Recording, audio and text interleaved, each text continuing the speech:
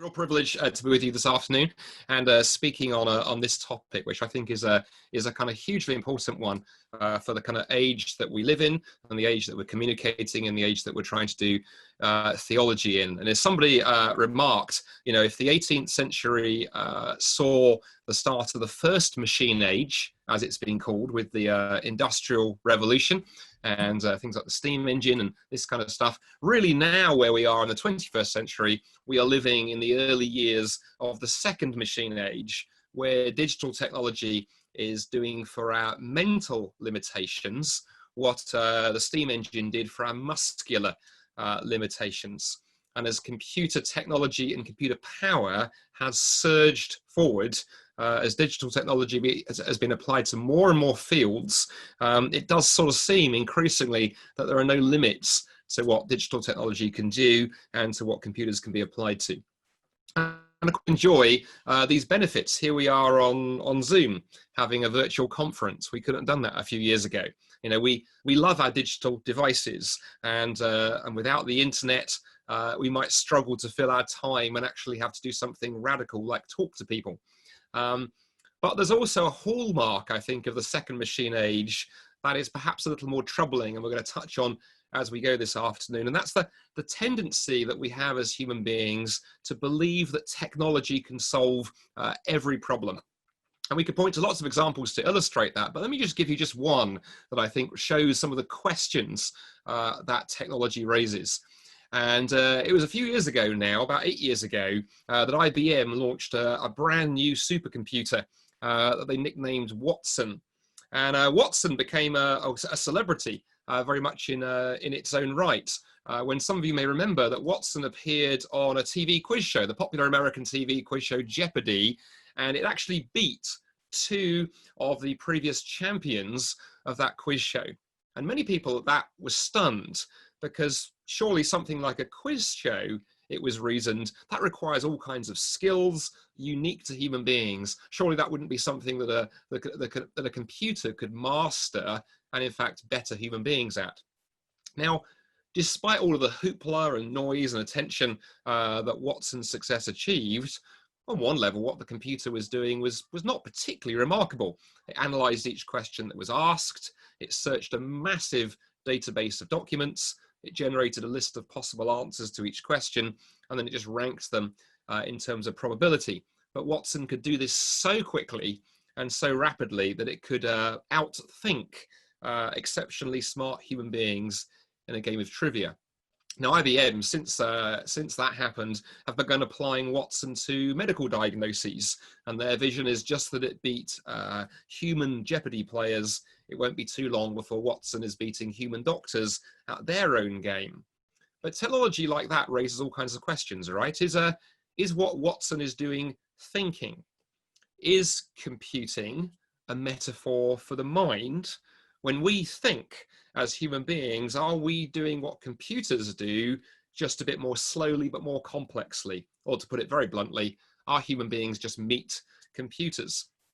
And questions like that technology is raising in our culture all the time are in some ways actually just gateways to even bigger questions. As the journalist William Powers wrote, reflecting on the whir of activity that our smartphones and tablets and wearable digital devices encourage, he wrote these words. He said, when you start wondering about your own busyness that kind of digital technology brings upon you, when you start wondering about your own busyness, pretty soon you're pondering much deeper questions. Questions like, is this the kind of life I really want? And from there, it's just a short hop to the big league existential stumpers. Why are we here? And who am I? And it's fascinating that even non-religious journalists are being forced to ask spiritual questions by the way that technology is changing our society. And that question that William Powers raises there about the nature of what life is all about, the nature of the good life, is a particularly fascinating question for us to think about, because our culture, I think, increasingly advertises the idea that the answer to that question, what does the good life look like, is simply better and better technology. You know, our culture tells us that technology is the panacea for all that ails us. Just think about the number of personal digital devices that are sold this way. Aspirationally, we're told that if you buy this phone, this tablet, this device, this app, they'll help solve all of your problems. They'll get you fit, they'll get you organized, they'll get you better connected, they'll make you smarter. And interestingly, the myth that technology is a solution for everything that's wrong in the world is not new. It's pretty much been our approach to technology throughout history. You know, it's fascinating to look back through history and notice that when some of the technologies that we now take for granted, that are now pretty much ubiquitous, when they were first invented and first marketed, the way they were sold is interesting. So when commercial radio began in the 1920s, early adverts for radio promised how it would revolutionize our lives, it would connect people, it would even break down barriers between nations, companies like Marconi boasted. When the motor car took off in the 1900s, similar utopian promises were made of how it would set people free.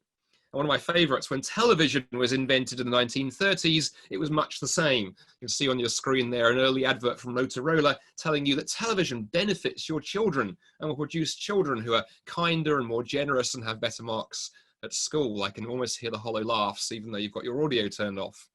And it was the same in the 1970s and the 1980s with personal computers.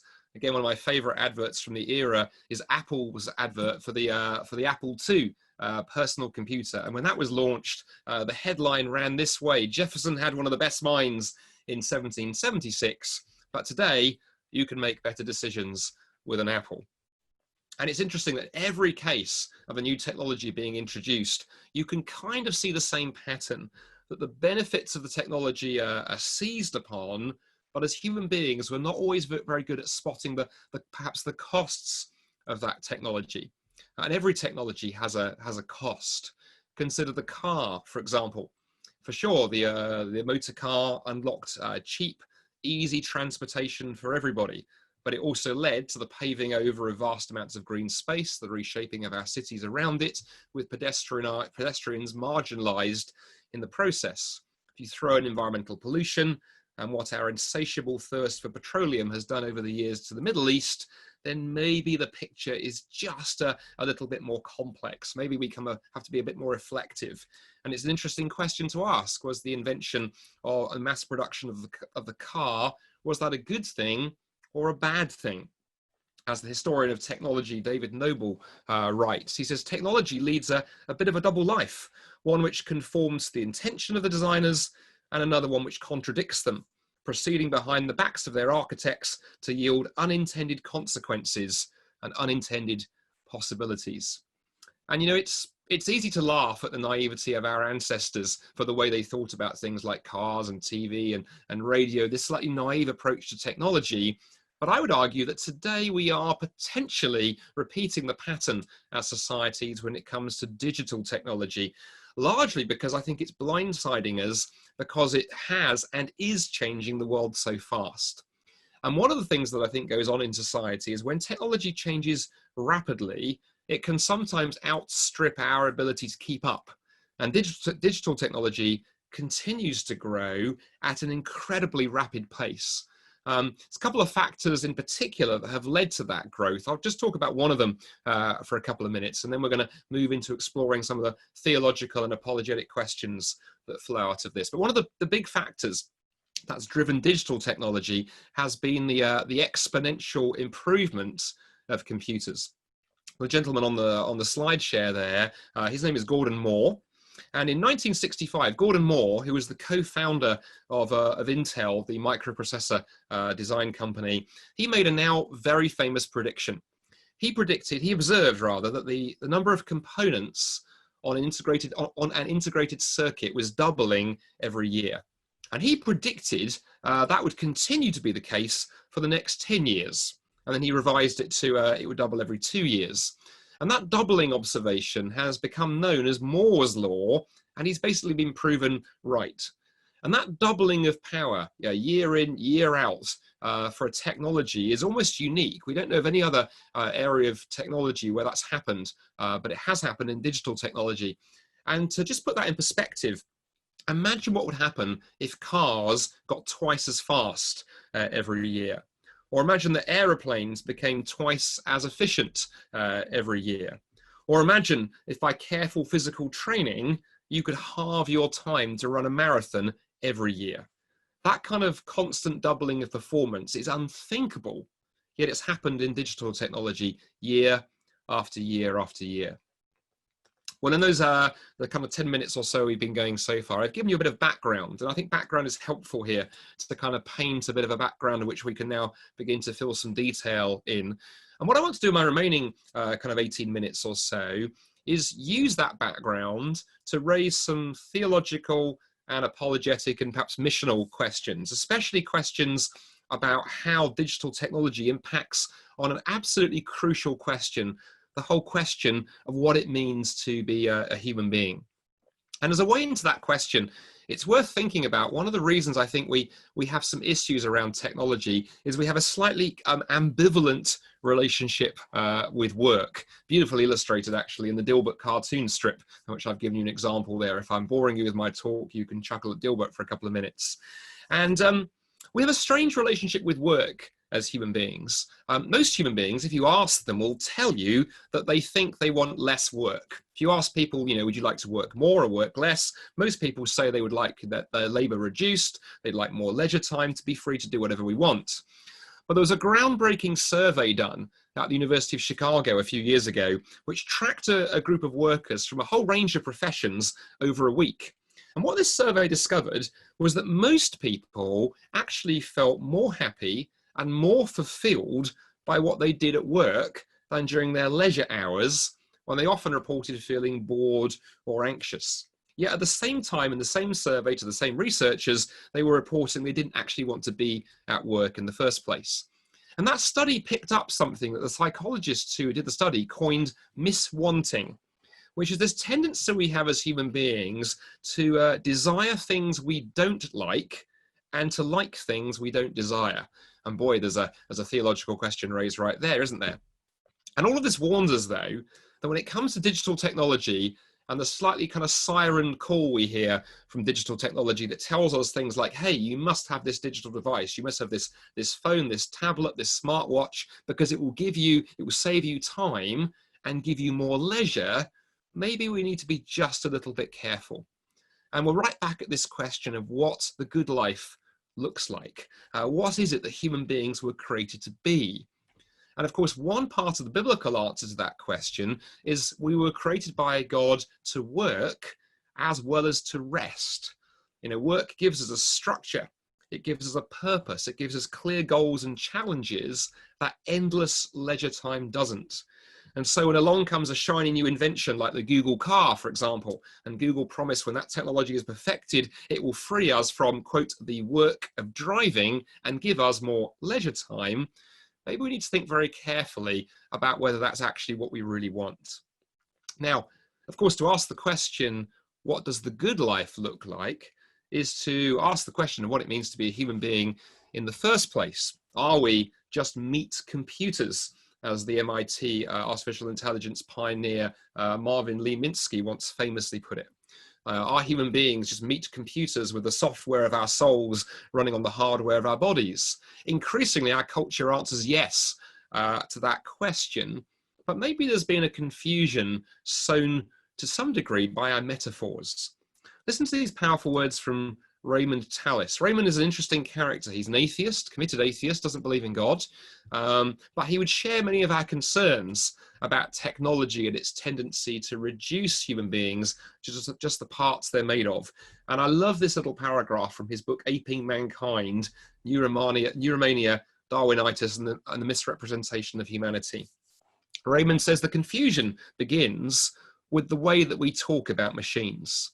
We don't smile with disbelief when we're told that the camera sees a scene, or that radar searches for the enemy, or a smart bomb hunts down its target, a photoelectric cell detects the background luminescence and instructs the camera shutter to open or close, or when we're told an electronic probe reports the presence of something or other. We are all perfectly aware that none of these devices would do these things, seeing, searching, hunting down, detecting, instructing, reporting, in the absence of conscious human beings. But we start imagining that these machines that help us carry out certain functions actually have those functions. This is particularly likely to happen when the machines in question are computers. And the idea he's nudging at here is that each time we use one of those metaphors, we reinforce the idea that computers are smart, that they can think. But the problem is, as we raise computers up, we drag humanity down in the process. But it's actually questionable whether human beings will ever, whether computers will ever do any kind of actual thinking, no matter how much we develop them. And in fact, back in the 1980s, there was a famous thought experiment designed to help illustrate this point. And the philosopher John Searle offered a very powerful illustration as to why computers are never going to think in the way that human beings do. And in his illustration, he said, let's imagine a man locked inside a room. It's not COVID-19, but he's in lockdown anyway. And there he is inside his little room. And in the door is a letterbox through which messages may be posted. And outside the box, a Chinese speaker is writing questions on slips of paper and posting them through the letterbox. Now, the key thing is that the man inside the letterbox doesn't speak Chinese. What he does is he picks up the slip of paper, he looks at the question, he looks at the Chinese characters that are written, and he looks up those characters in a large book that he has that tells him which characters he should write in return. And he writes his response and he posts it back outside the box to a Chinese speaker outside. Now, John Searle said the interesting thing in that illustration is the Chinese speaker outside the room thinks that the man inside the box can understand Chinese because he's asked questions in Chinese, he's received an answer in Chinese. But in reality, there is no comprehension. The man inside the room is simply following an algorithm. He's following a program even, but he has absolutely no comprehension.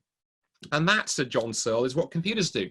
A powerful computer can give you the illusion of understanding. We type a question into Google, it gives us the answer, but there's no understanding going on. The computer hasn't understood the question, it hasn't thought, it hasn't reasoned. It simply followed a predefined set of steps. Indeed, you could program a computer to respond to the question, what is pi, with the numbers 3.141, and so on. Or it might respond to the question, what is pi, with the words a wet fish. And the computer wouldn't know the difference. It wouldn't know one answer is wrong, one answer is right. It's just following its programming. And I think we need to reflect very hard, actually, as Christians, on what our society is trying to say about humanity when it constantly makes these comparisons between being human and being a computer. Well, I want to raise two other big questions for us theologically that the digital age raises. I may not necessarily give you all the answers, but I'll hopefully give you some food for thought, some grist for the theological mill. And the first question I want to just push into a little bit harder is one we've just touched on, and it is this whole idea of personhood. What does it mean to be a human being? And you see, underlying so much of the computer industry and affecting more or less everything that the media ever reports to do with computers is a philosophy. And that philosophy has been described by Jaron Lanier, who is one of the fathers of modern computing, and in fact, arguably is the gentleman who invented virtual reality. And Jaron Lanier, in his book, You Are Not a Gadget, describes what he calls the philosophy of computationalism, the idea that the world is just another computational process and human beings are just sub-processes. And the idea behind this philosophy that is everywhere in our culture is that if you throw enough computing power at it, computers will one day take on personal qualities such as consciousness.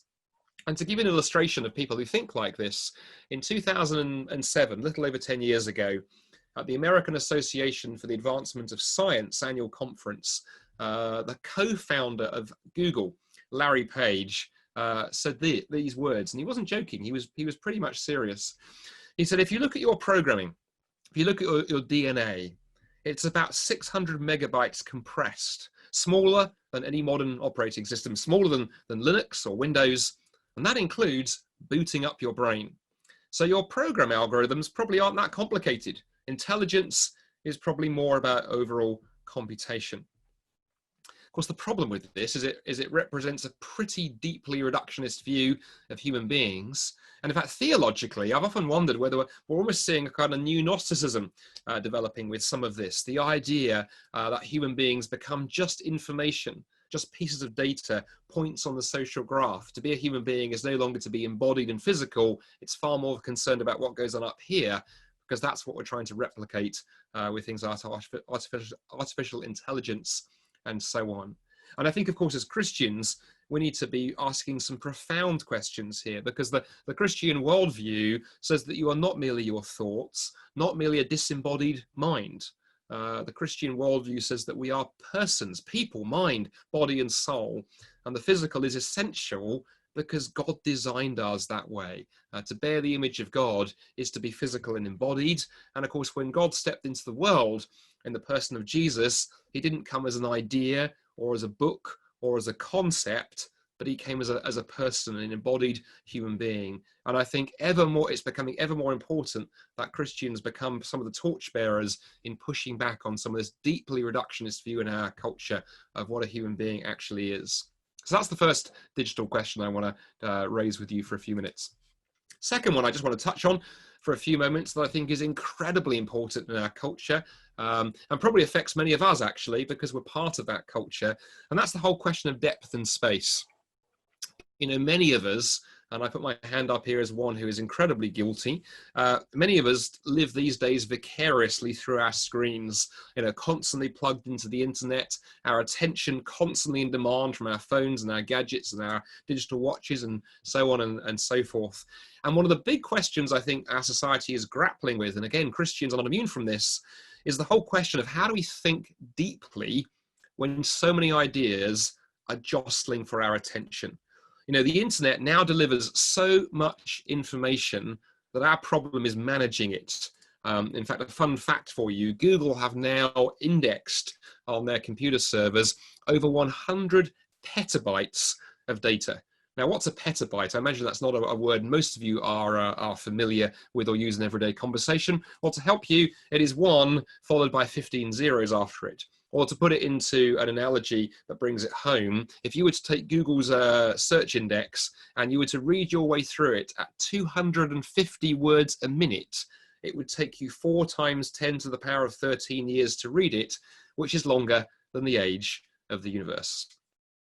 Now, theologically, among other things, of course, that causes us to wonder at the mind of God, for whom even that amount of data is absolutely minuscule.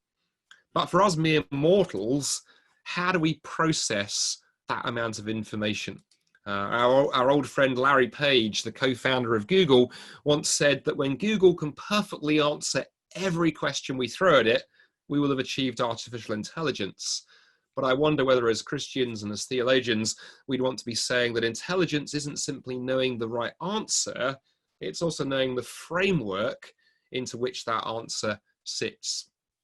But the bigger question for me as an evangelist and apologist, though, is how do we do mission and evangelism and apologetics, Christian communication in this kind of culture, an age in which facts are everywhere, people are distracted and deluged by information. How do we respond and engage as Christians? Well, certainly I think one thing that's crucially important is we avoid presenting God as just one more fact among a galaxy of facts. People are swimming in a sea of facts. What they want to know is the bigger story that pulls those facts together. Yet I do wonder sometimes if even as deeply committed Christians, we are guilty of living this way. You know, God, if we're not careful, can become just somebody we read blogs about, that we tweet about. Yet as somebody memorably put it, you know, Jesus is not seeking Facebook fans or Facebook friends, but he's seeking disciples.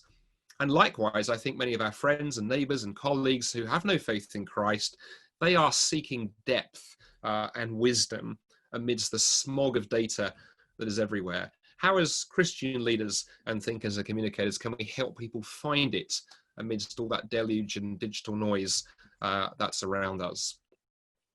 Well, as I draw these threads together for you and we move into either some Q&A or some discussion, I want to leave you with this final thought.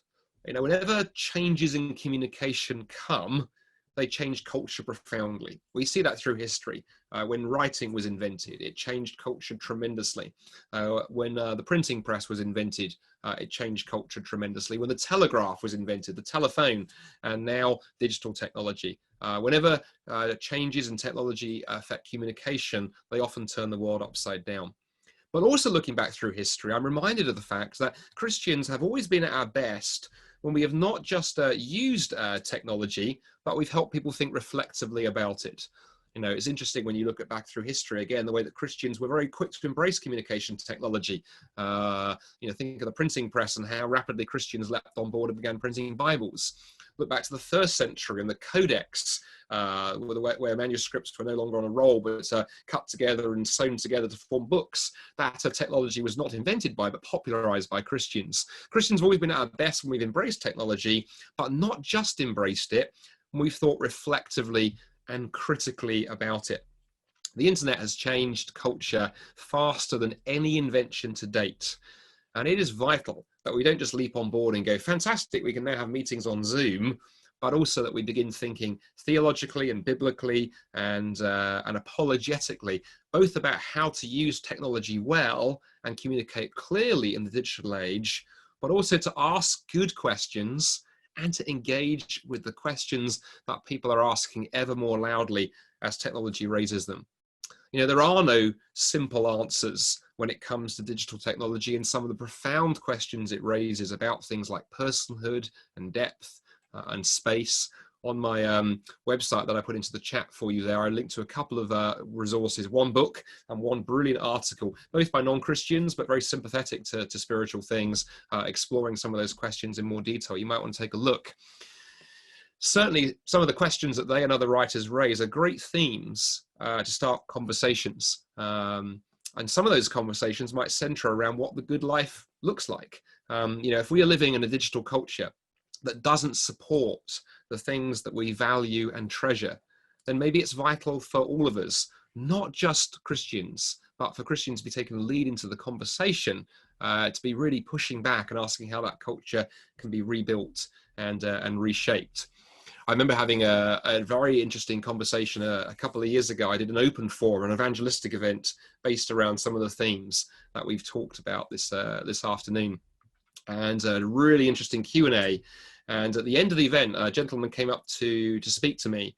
And as we were talking, he began breaking down in tears, and he began telling me his story. He was a lawyer, quite a successful lawyer in the city that I was speaking in, but was feeling so incredibly overwhelmed by the fact his phone was pinging all the time. He couldn't escape from the kind of workload and the digital noise that was coming through. It was affecting his own mental health, affecting his family. And as we shared, the verse that the Lord put onto my heart was the one that was on the screen here. Come to me, all of you who are weary and heavy laden. And we had a great conversation opportunity to pray together. But as I came away from that encounter, that question ringing in my ears, what does it look like to our friends, our neighbours, our colleagues who are digitally overwhelmed to find that rest that Jesus talks about? What does that promise look like applied to the digital world that we find ourselves in?